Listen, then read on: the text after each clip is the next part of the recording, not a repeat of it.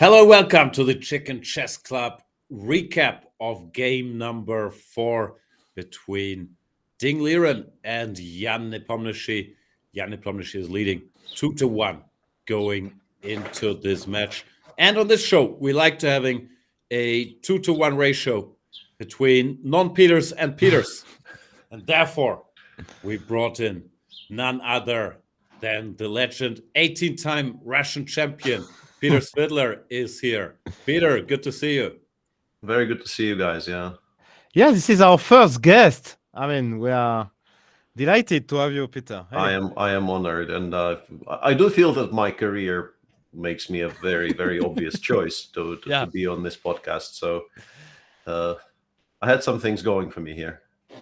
We paid a high price. We promised you 20% of the YouTube revenue. So you can pick up the 30 cents next time you meet Laurent in person. Deal. Let's get into the game. Ding with the white pieces. Goes for 1c4. Not a big surprise, is it? He wasn't going to repeat 4h3. So what do you do? Unlikely, yeah. Yeah, that's of course we were expecting. I was the first one to expect a bishop landing on g2, but yeah, that was again wrong. Connected with c4, of course. It seems that both players decided that they will try something different in every game. I don't know because. I don't know, but it's so difficult. It's so hard. It's what we said. As white, it's so hard to have an edge with the computer being that strong. So maybe they will try something different in every game. I don't know if they have enough. Enough ideas, but we'll find out. Yeah, it's been a while since we've had a proper opening hopping World Championship match, because at least one of the players generally sticks with a concept, I think, these days. The previous 3 were quite thematic. There were definitely some openings which were discussed quite heavily. The question is, do they have enough to never repeat? But on this evidence, they might. Who knows? Yeah, Magnus been doing a lot of hopping. His opponents have usually been sticking to their guns. Here, I thought it was a logical choice for Ding. Where do you want to go in d4? He's going to be prepared for the Catalan or main lines. Well, c4, at least there's some more margin to keep pieces on the board. Maybe not exactly be better. Let's see how it went. Knight to f6, knight to c3, e5. So he doesn't want to repeat the game from the candidate c4, e5, g3. So this is a way to, in a way, c4, knight f6 is a way to avoid this g3 line without the knight on c3, of course. Yeah, it's a well-known finesse, if you want to call it that, because now after g3, you can go c6 or e6, depending on your likings. You don't have to go e5 here. Yeah, so, okay, it's interesting information for Ding, but not more than that. Yeah, if white goes g3 here, you have the added option of playing bishop b4, which featured in the Kramnik-Caruana World Championship tiebreak. Yeah. Yeah, that was Carlsen. Your boss was named Carlsen. Okay, he changed. You work for both, so yeah, it must be even tougher for you. But Nepomniachtchi is faced with knight to f3. Goes knight to c6 and pawn to e3. Bit of a trendy line. For decades, g3 was the main line. Then e4 had its moment. But currently, e3 seems to be all the rage. Yeah, okay. Not that much of a rage, though, is it? Maybe it's not that much of a thing, but I've seen it around quite a few times recently. And I think it's connected to the idea in the game. Usually bishop b4 is considered to be the equalizer. Queen to c2. And now this somewhat strange-looking move. Bishop takes c3 without being asked. The point is view castle. Then knight to d5, rook e8, queen f5, or knight g5. At least ask some questions. While this bishop takes c3 was always supposed to be pretty clean, because if you take with the queen, which looks normal, now queen e7, and black is in time to push d5. Get a good position, basically. Of course, there's more theory here, but I think that's the verdict. I remember discussing that position with Magnus and his team a long time ago. I wonder if Ding was there actually. Maybe that was a training camp when Ding was there. This BTEC C3, and we were discussing this kind of positions. And Magnus played a game against Topalov. So I think it all started like that. But yeah, of course, this is very interesting, and this is very. It looks like a reversed Rossolimo. Always Magnus are always been keen to play reversed things, and well, that one is obviously interesting, but doesn't come as a surprise for sure. No, this has been seen very recently, among other things, but we'll get to that in a game by Ding's second and 80s music listening buddy, Richard Rapport, who has played this in Bundesliga. They play some normal moves after b takes c, d6. The white idea is to occupy the center, pawn to e4, even though it costs a tempo. Short castle, bishop e2. And now what's the plan, Peter? You don't necessarily want to go d4, right? Or what is white wanting? Yeah, we had a brief discussion on air about this with Evgeny Tomashevsky, who said that, like unless provoked or unless the situation really kind of demands it, sort of as in the game, you maybe even prefer playing d3 and keeping your options more open.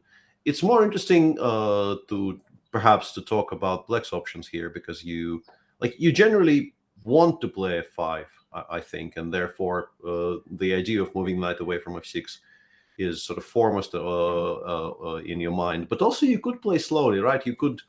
Evgeny was suggesting knight e7, knight g6 straight away. But what your file here says, as I can see, starting with b6, bishop b7, and then going knight e7, knight g6, also makes perfect sense to me. If you want to go for active play, though, the choice of where to put that knight is very curious. You can definitely argue that h5 is not the most obvious one. I like knight e8, even knight g7. I think is not that horrible. Just to play f5 next move, and even in the game, knight h5 didn't surprise me that much, but knight f4 kind of shocked me, I have to say. Yeah, no, that was amazing, and he played quite fast still. So we can especially at that speed. It was probably his prep, but he confused something that's almost guaranteed. No, I like the idea what you mentioned, Jan, that Richie. They are listening to music. Richie is showing his Bundesliga game, and Ding gets a perfectly playable position, even better. I like it. I mean, it takes 10 minutes, maybe. Big one. So, yeah, that's a big fun. Yeah, so knight h5 I'm not sure about. I'm also not sure how much of it was prep or not, because he was in this half mode where he spent 10 minutes, but then almost blitzed out knight f4. Jan, sometimes he likes to do this, of course, to blitz out moves to make it look like it's prep. I wasn't sure. Because to my eyes, and it's good to hear Peter felt similarly, this is such an ugly move, frankly. No, and especially since I really don't understand what stops us from playing f5 there. I see you mentioning queen f6, but like my bigger question is, we kind of played knight h5 to play f5. Why is d4 suddenly making this plan invalid? Yeah, what's suddenly so wrong about it? I don't know. Short castle, and we have a game. Yeah, sure, but it's a better game than I think what we're getting in actuality, the way he played it. So yeah, the fact that he got there to knight f4, to the position after knight f4 bishop before ef with like 14 minutes spent on the clock, confused me quite a bit.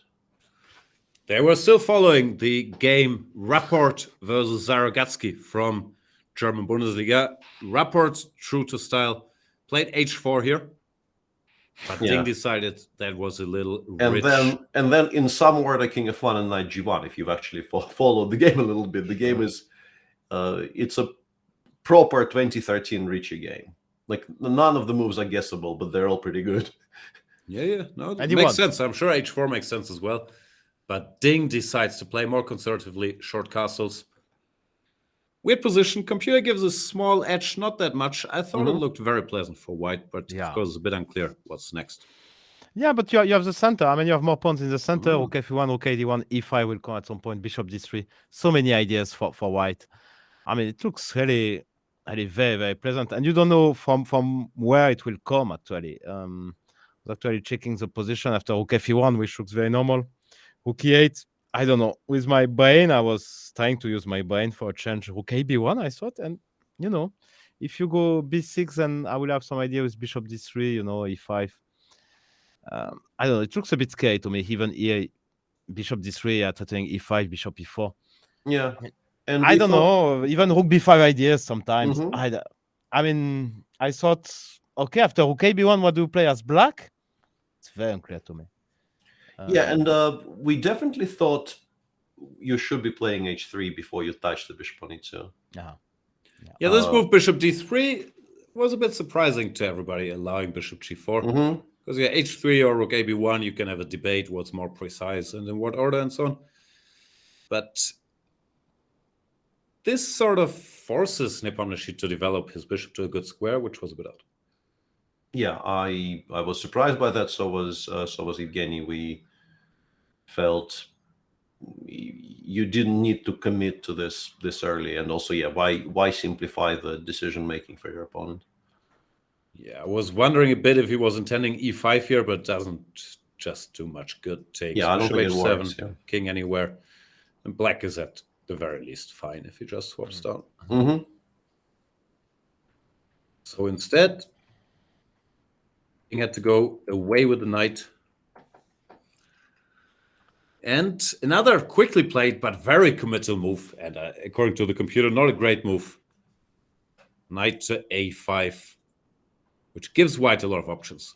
The computer says rook a to d8, which looks a bit odd, but as usual with computer moves, makes lots of sense. You can put the bishop back on c8, you connected the rooks, and the rook is well placed to counter any c5, e5 action. So why didn't he do that? I think he may have underestimated how serious this idea of c5, e5, d5 is. I think the problem is... Go on. Sorry, good. Yeah. I don't even think it's best. Like, it looks very tempting, but my research, and I didn't use my brain, I promise, indicates that queen a4 might have been even stronger here. But that's easy to miss, no? That you probably just missed. I saw the line, h3, bishop h5, knight b3, and suddenly it looks so good for white. Knight b3, ab, and... I guess it's important to include h3, bishop h5, because we had this on the board, we were actually analyzing this, and we thought, yes, you get to play knight b3, but I will take, or maybe even I will play c5 straight away, and I will develop a lot of counterplay against the pawn on d4. And we weren't as sold, but I guess with the bishop on h5 now you can simply take on a5 twice, right? And I am still not recapturing on d4 because of the pin along the fifth. There were some options. The computer has some 6 stuff here, some e5, but I guess queen a5 is also good. Yeah, we considered queen a4, knight b3 because it did seem so like nice. Yeah, there's some tactical points which you could maybe miss from afar, like c5, queen c6, c takes d, rook a7 or something. rook a7, some business here. But it's not surprising white should be doing well. No, not at all. Not at all. Yeah, knight a5 did seem like it was played a bit quick, and we were sort of, and obviously it's a joke, and it was sort of invalidated by the further events of the game. But we thought game 2 may have influenced both of them so much that Ding decided he's not playing h3 anymore. And Nepomniachtchi decided he's going to play knight a5 in every single position where it's a legal move, because it worked out so well in game 2. But obviously this should not feature too much, should not factor too much into your decision making. Yeah, let's go to the game. Ding goes for a pawn sacrifice. It also looked incredibly tempting, but maybe objectively was less good. Yeah, it looks very nice. He goes c5, takes pawn to e5, takes this guy, queen to h6, and pawn to d5.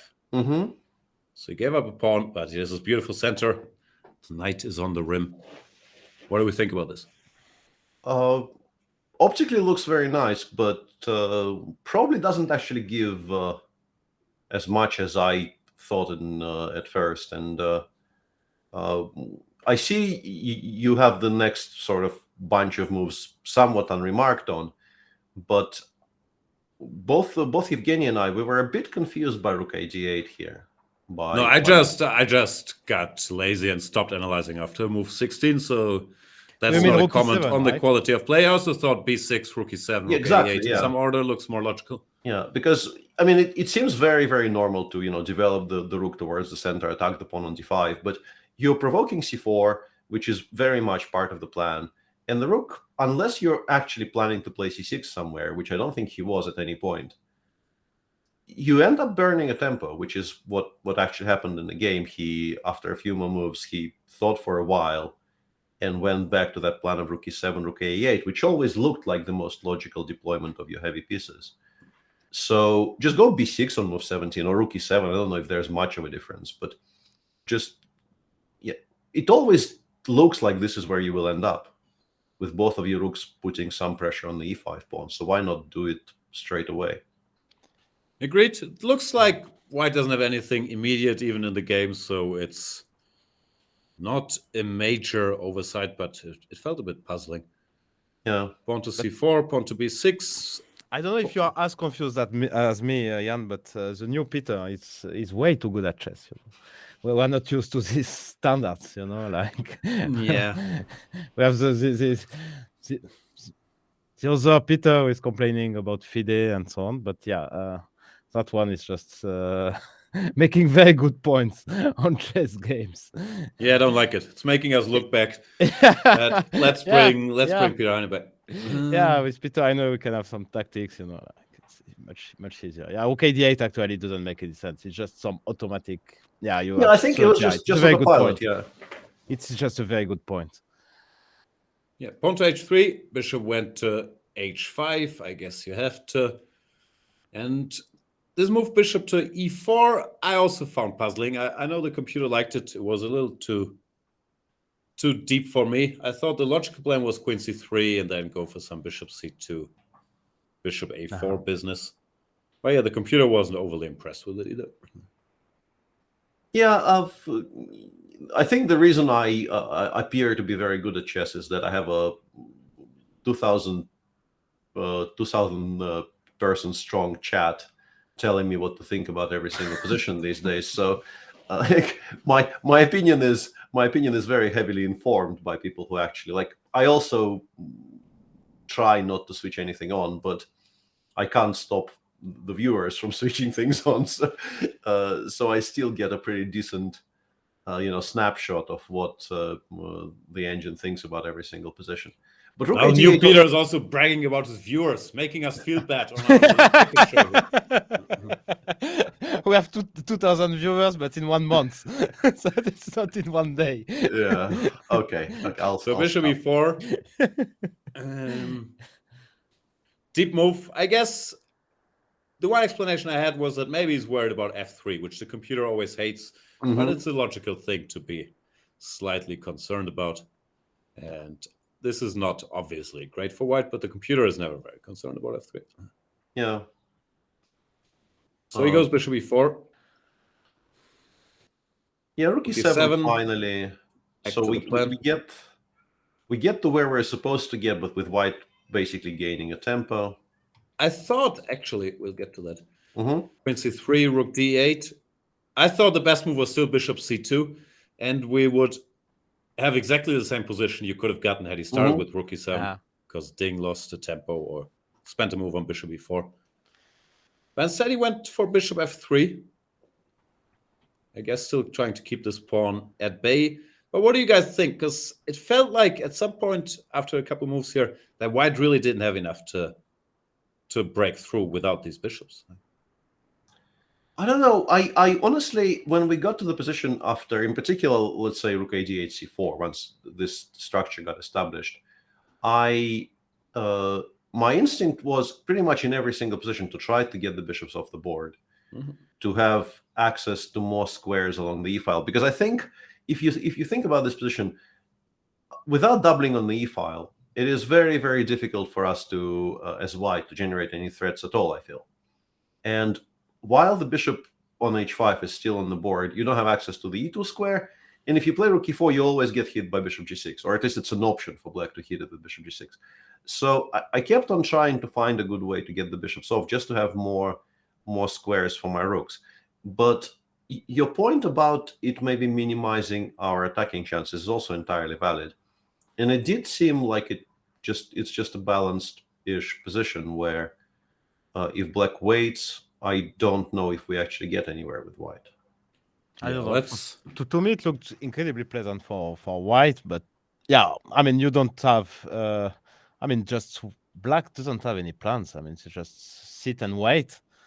And okay, maybe you have something, maybe not, but it looked incredibly pleasant for white to me, because the next few moves are kind of almost forced. Yeah, the position we get.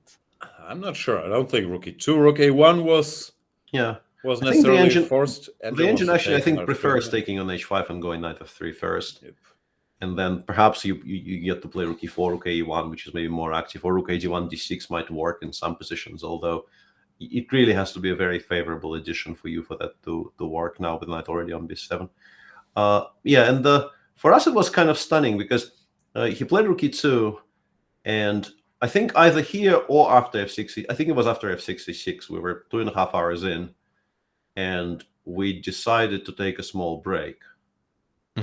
After f66. More bragging. I was on my third break at this point. Yeah, and we came back to the game being over, basically. So that was a very, very strange passage of play. How long was that break? Literally 7 minutes. Wow. And even f6 wasn't that obvious to me, even though I know the engine approves, but I wasn't sure it was so required. I liked it because I thought it makes the position easier to play. Of course, you're giving white this giant pawn, but now without the bishops especially, you can sit with the knight on d6 and ask white, how do you break? So I liked it, but of course, yeah, computer also said, whatever, any move, bishop g6, it's also equal. So he goes f6, c6, knight to d6, rook e1. You could argue specific moves, but let's get to the position. Although knight f5, I have to say, I was very surprised by it as well. I mean, just this whole idea to remove this beautiful horsey. Yeah, I couldn't really figure out why that was even on his mind, to be honest, because it feels like it finally got to the square where it's supposed to be. And I guess if the reaction is extremely passive, then maybe he was harboring some dreams of, I don't know, forcing the bishop trade, then maybe getting to play g5, rook g7, and starting something on the king side, or I don't know, some kind of an ambitious plan. But yeah, I think you just sit. Yeah, just sit and wait. Yeah, but I think you just sit, and yeah, the engine also suggests that maybe Ding has been postponing the bishop trade for so much that we can even maybe go bishop g6 here for some reason. I don't know why it's so useful to keep the bishops on, but I guess the bishop on f3 is just not that great as a piece. Yeah. So why allow to trade it? But the larger point is, it took him, this entire sequence was not blitzed out exactly, but it was played unbelievably quickly. Yeah. He had... So knight f5 is still, it's not the point of no return. The knight can go back just to think even about moving it. What was on. Now Ding takes. It's the pawn. Has to be covered. Queen h6. Queen f3. And we've arrived at the key moment of the game. Because all of this was interesting, but at the end of the day, this is the story of one move, and it's the next... next 2.5 moves, really. So what happens here if black plays the quote-unquote normal move g5? Who's better and why? I honestly think it's still a 3-result game, even maybe. Yeah. Even though engines, I believe, prefer this for white. Oh, they drop. So at the end of the day, they say zeros, which they usually do if no side is winning by force. But generally, just strategically, let's say the knight goes back, we go king h8. Whenever there's a4, we go a5. What can white do? It wasn't obvious to me. On king side, the knight. So you would take, you mean, which color do you take here? I was close to thinking that I might prefer black, actually. Okay. Which I'm not sure if this is irrational. I'm not saying white is worse, but it wasn't obvious to me what white is doing, while it felt easier to play with black. Yeah, and 1.5 minutes on knight d4 here instead of g5 is just... That is shocking. Extremely puzzling, yeah. And he seemed, once again, we're not actually watching the feed, but People were telling us he looked surprised after rook d4. I mean, there are two moves in this position, and they kind of both look playable. Yes, you have to. I assume he just sort of counted queen takes f4 as played. Yeah. In his mind, queen f4, rook f4 already happened. That's the only way to explain playing 94. And then I Yeah. guess he thought that endgame after c6 is unclear, which it might be. No, he certainly calculated this and saw that here he's in time to hold. He probably calculated this quite deeply and well. At least the computer says it's equal. So it's very believable. I think it was just this. Sometimes you have this bias. Rook is worth 5 points, knight is worth 3 points. So you just don't consider the move, because if you show him the move and the next move and ask what's the verdict, he would, like any strong player, say, white is winning. So it's surprising. Just blanked on this idea completely. But yeah, it's one of those very unfortunate cases where you arguably maybe would miss only one real thing in an entire game, but there's just no coming back from it. Just ends the game for you. If that real thing swings the position from equal to plus 250, there's no return. Yeah, we should mention rook takes d4 is the move that was played very quickly by Ding, and the position is pretty much winning after it. We'll show how, but the big question is how. Yeah, the rooks are so passive. I mean, the knight is much stronger. Can get to after knight b3, you take on d4, then you go to c6, f5, whatever you want. Pass pawn e6, no activity whatsoever for black. It's just this knight is much stronger than the rooks. It's obvious, actually. I mean, I think it's fairly obvious by eye test. And also, I recall the first time I heard of Ding, which might have been late, but he was, I think, 15 or 16, and he won the Chinese championship.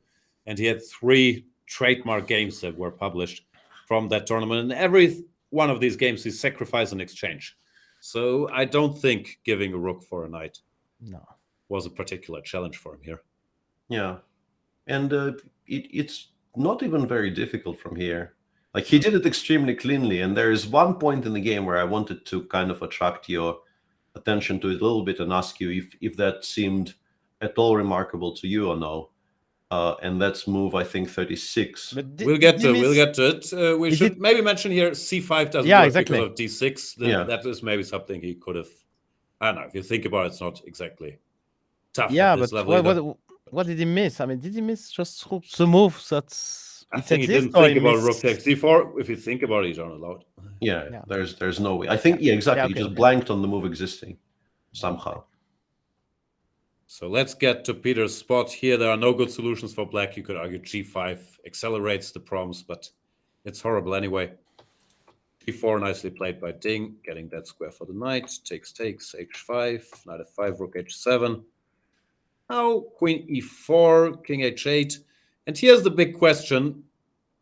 I'm not sure if Peter's your point will be along these lines, but I enjoyed the white position so much. I said, you go king g2, you go a4, you do nothing, rook f1, maybe queen d4, and then at move 46, you start thinking about breaking through.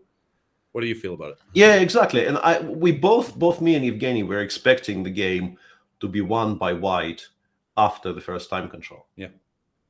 And I think it's just so ingrained, like, you get taught that even if, there is a mild semblance of potential time trouble and your position is so winning, and of course, a player of Ding's quality knows he is winning here.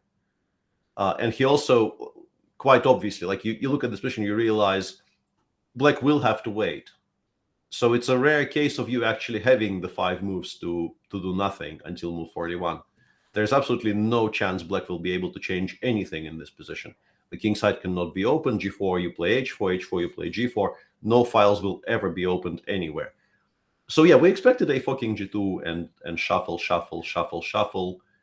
get a cup of whatever tea or whatever it is that he's drinking these days after move 40. Drink it with your...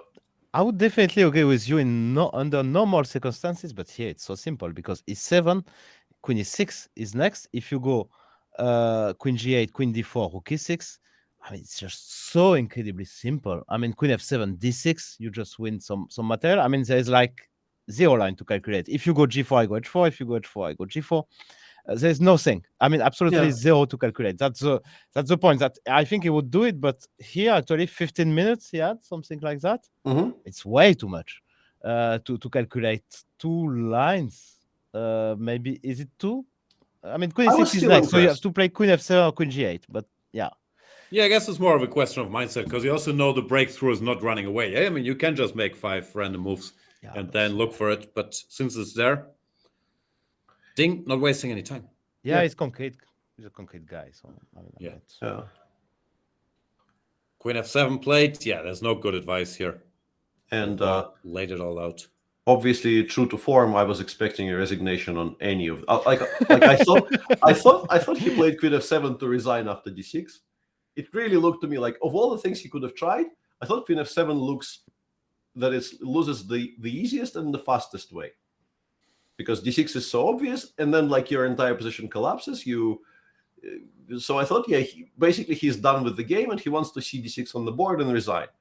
But he continued, so obviously nobody is as idiotic as I am. So nothing else is new. Doesn't change much the result, to be fair. Not at all. so that was okay to resign. Yeah, he took knight takes. Computers actually don't like this for white for the reason that black can play queen takes e7.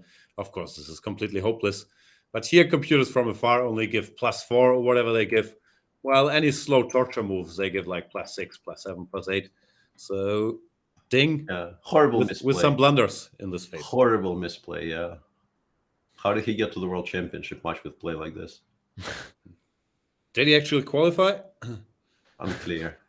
Queen g8 played. Nepomniachtchi hanging onto the material. Yeah, I'm not sure if resigning is better or worse here. But once you made it here, you might as well wait. Yeah, you might lose as a lot of material. Yeah. As long as you don't think too much about your moves. Like, actually thinking here about any decisions would be, I think, unnecessary. But if you play quickly, why not? Yeah, the black position is just hopeless, this pawn and the weak king. D-side matters. Rook f1, nice little finesse. Not like rook d1 was bad, but here, this rook at least still attacks the pawn. But yeah. Yeah, rook d1, f5. Bunch of solutions here. Hard to go wrong with white. This move doesn't strike me as terrible either, for example. Queen e7, rook d7. But the check is also very decent. Yeah. Here, Ding misses mate in 16. Yeah. Rook e1 check was mate in 16. He just missed it. Absolutely. But what he did is also not bad. It's very hard to spoil this position. Queen g7, threatening. I guess rook e1 probably the biggest threat here. And yeah, after rook g6, queen f8, there is one final very big question in this game. What was he planning to do after rook g8? Yeah, the debate, queen takes g8 was what my co-host liked. I said, no, we're not giving the queen, we're playing rook d8. I'm not sure. Yeah, we'll never know, sadly for us. This is good enough. I think queen g8 was coming. Yeah, ef knight is even good enough. Right? If you wanted to do that, you could also go ef knight check. I'm not going to switch off auto queen to show it, but yeah. Of course, this phase was agony by Nepomniachtchi. I think after rook d4, cd, knight b3, both sides sort of understood where this game is headed and went through the motions. So 2-2. Do we overreact to that new score and say, match is finished, Ding now has the momentum, Nepomniachtchi after a loss, he's prone to collapses. This of course. Is now Ding's. That's what we do here. We overreact. 2 days ago, it was over for Ding. Now it's over for Nepo. Game over. Match over. Ding will... No, it's nice. It's nice to see. No, we have a match. We get a match for sure. It's 2-2. Let's see. Nepo showed what he actually showed in the second part of the match against Magnus, where he was playing some moves incredibly fast and some major blunders. He did just today, knight d4. It cost him 1 more point in a World Championship match. So yeah, he has to do something about it. Otherwise, because now Ding is into the match. I mean, from Ding's point of view, it was not a perfect game, but it was a very, very decent game. I don't know what you guys think. I think it really comes down to this move. If g5 happens, we have a battle for 3 results with a lot of nerves and time running low, I would have been very curious to see where it goes. And I think that's where we could have judged if Ding played a good game or not. After 94, yeah, he wrapped it up cleanly. Hard to say for me. Yeah, as for what what it does for the rest of the match, it's obviously a massive blow to Jan's confidence and a huge boost to Ding's. And the temptation, of course, is to say that we've seen what things like that do to Jan's play once something like this happens. But this is a bit of a different scenario. He's not behind in the match, and you would assume some lessons were learned from the bye, right? Like, it would be very strange if none at all were internalized. Yeah, I would argue it doesn't have to be behind. We've seen plenty tournaments. This is a little in the past, so things might have changed. But where he had, I don't know, +3 in Zagreb, then he loses a game and things fall apart, or in Vik, he starts well. But of course, every situation is different. He has all this experience now. He managed to avoid any big blunders in the candidates tournament, no? Or I don't recall any. It was not punished, actually. But yeah, no, the situation is so much different than tomorrow is a free day. And I mean, after the first free day, I mean, it was +1. Ding was kind of sharing his problems in the press conference. So you could even think that the match was not over, but was starting very, very good start for Nepo. And now it's a different Ding. He's sitting at the board, looking very fresh and focused. And the score is equal. So now we will have to readjust, and that's not going to be easy. That will be very exciting. So I make a bold prediction. Next game, 1 E4. He has to go for what he knows and where he feels comfortable. And some real players will come. It's my guess. I also expected it in game 3. So yeah,